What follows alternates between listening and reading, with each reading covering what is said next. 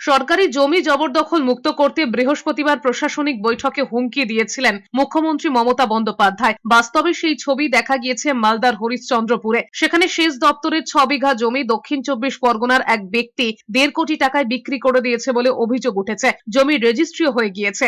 ভূমি ও ভূমি রাজস্ব দপ্তরের আধিকারিকরা সরেজমিনে খতিয়ে দেখতে যেতেই জমি কেলেঙ্কারির বিষয়টি সামনে আসে। হরিশ্চন্দ্রপুর গ্রামীণ হাসপাতাল সংলগ্ন রাজ্য সরকারের সেচ দপ্তরের মহানন্দা এমব্যাঙ্কমেন্টের অন্তর্গত প্রায় 13 বিঘা জমি রয়েছে। সেখান থেকে 6 বিঘা জমি দীপেন্দ্র মিশ্র নামে এক ব্যক্তি হরিশ্চন্দ্রপুরের কাওয়ামারি গ্রামের সিরাজুল হকের কাছে প্রায় 1.5 কোটি টাকায় বিক্রি করে দিয়েছেন বলে অভিযোগ। রেজিস্ট্রিতে আলিপুর আদালতের ম্যাজিস্ট্রেটের স্বাক্ষর রয়েছে। বিষয়টি সামনে আসতে সাব রেজিস্ট্রার এবং ভূমি দপ্তরের মধ্যে সংঘাত শুরু হয়েছে। সাব রেজিস্ট্রার দাবি করেছেন তিনি ওয়ারিশ সার্টিফিকেট দেখে জমি রেজিস্ট্রি করেছেন, যেখানে আদালতের ম্যাজিস্ট্রেটের স্বাক্ষর ছিল।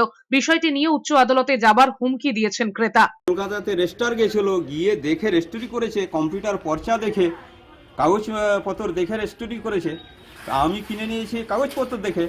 রেজিস্ট্রার ওটা বাতিল করতে পারতাম, রেজিস্ট্রার তো দেখে দিয়েছে আমাকে রেজিস্ট্রি করে যে না এটা যার যা কাগজপত্র আছে জমি জায়গা বিক্রি করছে ও কিনে নাও, কোনো অসুবিধা নাই।